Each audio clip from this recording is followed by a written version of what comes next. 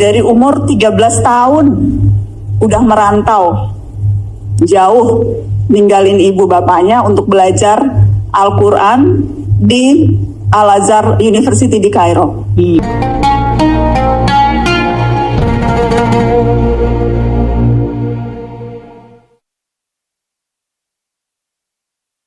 Universitas paling bergengsi, paling kredibel untuk orang mengkaji Al-Quran. Abi melakukan itu dari umur 13 tahun. Jadi udah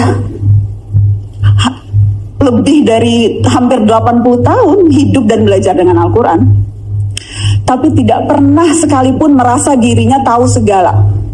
Gak pernah merasa jadi ahli pemegang kunci surga, yang bisa dengan gampang bilang, lu masuk neraka, lu masuk surga gitu. Gak pernah tuh menghakimi orang. Dan selalu bilang, kalau mengatasnamakan dirinya ya, gak pernah saya atau aku, tapi selalu kami. Kalau perhatiin buku-bukunya Abi tuh, itu selalu kata pengantarnya bilangnya penulis. Gak pernah mengakukan diri. Karena percaya dan merasa ilmu yang didapat itu tuh bukan hanya karena kemampuannya dia sendiri, tapi karena peran begitu banyak orang, guru-gurunya, orang tuanya. So it's never just him gitu. Wow. Jadi nggak pernah bilang saya, aku, itu nggak pernah. Wow. Selalu kami, selalu pihak ketiga penulis. Wow. Waktu Abi ulang tahun ke-70, kita mau nulisin biografi, itu ngebujukinnya hampir setahun kali. Nggak mau ditulisin biografi kisah hidupnya. Sampai sekarang nggak mau dicium tangannya, kecuali sama anak dan cucunya. Nggak mau dipanggil Habib di tengah situasi yang sekarang lagi inflasi Habib. Kayaknya bagian ini viral nanti. Biarin aja.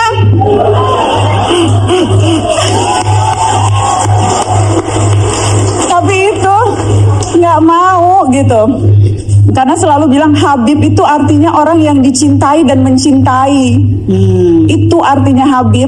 Jadi nggak cukup kalau lu hanya dicintai, dicium-cium tangannya, diluk-lukan. Lu juga harus, hati lu tuh harus penuh cinta, nggak punya kedengkian, harus selalu rahmat, harus selalu terbuka pada perbedaan. Itu mencintai kan seperti itu. Wow. Jadi gue belajar banyak banget dari Abi. Setiap kali ada sesuatu yang dia nggak tahu, dia selalu nanya ke gue soal hukum, jadi iya nanya. Kalau mau lagi nulis sesuatu nanya. Setiap pagi sepanjang ingatan memoriku ya, dari mulai aku bisa ingat, dari mulai aku kecil sampai sekarang, ritual paginya tuh nggak pernah berubah. Bangun pagi, sholat subuh, duduk di meja kerjanya, ada teh Lipton di samping kanannya yang diseduhnya sendiri, pakai sarung, dan selalu either nulis, either baca, either ngetik. Penulis paling produktif saat ini, bukunya udah puluhan. Belum selesai satu buku udah punya ide baru untuk nulis buku yang lain. Sampai penerbitnya tuh bilang, Abi tunggu dulu dong, ini buku yang ini belum dicetak nih. Wow. Jadi selalu nulis, selalu baca, selalu mau tahu apa kata orang, selalu mau dengerin orang. Wow. Dan hari-hari ini situasi di mana ada begitu banyak orang mengaku ahli, kan ada bukunya tuh Death of Expertise. Lu baru tahu satu buku aja masih nyontek belakangnya lu udah ngaku ahli gitu. Keluar deh di media sosial merasa ahli segala hal. Di tengah begitu banyak orang yang sekarang begitu mengklaim kebenaran. Ya. Abi itu contoh buat gue yang luar biasa. Karena dia tahu banyak sekali hal, tapi nggak pernah mengkerdilkan orang lain. Wow. Tahu kan? Dan itu tuh jadi panutanku. Tuh itu. Ya. Panutanku tuh Abi Quraisy, panjang umur, sehat selalu ya Allah. Aku tuh selalu aku tuh selalu deg-degan banget setiap kali bicara Abi, karena aku ngelihat Abi makin tua, 80. Dan makin, aku inget waktu kemarin ngobrol, kayaknya nggak akan pernah siap deh. Kita nggak pernah siap melihat orang tua kita tua ya. Aku tuh tinggal di rumahku tuh bener-bener di belakang rumah Abi. Jadi aku tuh setiap hari jalan kaki gitu ke rumah Abi, setiap hari ketemu. Tapi setiap hari tuh ngelihat, kok kayaknya Abi makin tua dan aku makin deg-degan. Ya Allah, aku takut banget Abi meninggal. Aku, that's my biggest fear, kalau Abi meninggal gimana? Ya itu terus-menerus yang sampai sekarang aku lakukan tuh belajar tawakal, belajar. Artinya apa tuh?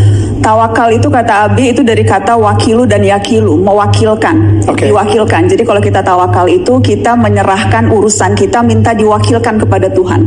Oke. Tapi kata Abi bedanya kalau minta perwakilan manusia sama perwakilan Tuhan. Perwakilan manusia tuh kita biasanya ya udah terserah lu deh, wakilnya lu melakukan apapun gitu. Udah gue wakilin, you do what you have to do gitu. Tapi kalau kita minta urusan kita diwakili oleh Tuhan, it doesn't work. Terserah Tuhan. Maksudnya we have to put the effort juga. Harus ada effortnya, and then to some extent kita serahkan ke Tuhan biar Tuhan yang mewakili urusan-urusan kita. Jadi that's what I'm trying to do gitu, maksudnya. Tapi kalau untuk bisa sampai ada di tahap itu harus bisa berdamai dulu dengan Tuhan kan. Pernah nggak sih Mbak Nana kayak marah sama Tuhan, dan bagaimana akhirnya, kalau misalnya pernah, bagaimana akhirnya bisa berdamai dengan Tuhan? Abi selalu ngulang-ngulang ini dari dulu. Sebetulnya, dan Abi juga bilang, kita tuh seringkali berprasangka buruk pada Tuhan. Dan itu dosa pertama manusia, katanya dosa pertama Adam tuh, sehingga kemudian akhirnya ia turun ke bumi, itu karena dia berprasangka buruk pada Tuhan. Padahal Tuhan itu maha baik, maha mencintai umatnya, dan selalu mau menerima cinta umatnya. Jadi prasangka baik sama Tuhan gitu. Jadi ketika ada sesuatu yang rasanya nggak sesuai keinginan kita, kalau kita suuzon nih, berprasangka buruk sama Tuhan, kita selalu merasa memang ini karena kita berdosa, kita dihukum. Karena mungkin kebanyakan nonton film sinetron-sinetron yang azab dalam kubur itu loh, tahu kan? Gue suka prihatin banget tuh, karena di situ tuh digambarkan Tuhan tuh jahat banget. Kalau manusia berdosa, kubur lu akan diobrak-abrik, akan tahu kan, akan ada petir, akan terbuat gitu ya kan? Bangun lagi. Jadi ini pola pikir kita tuh seolah-olah Tuhan tuh jahat. Padahal Tuhan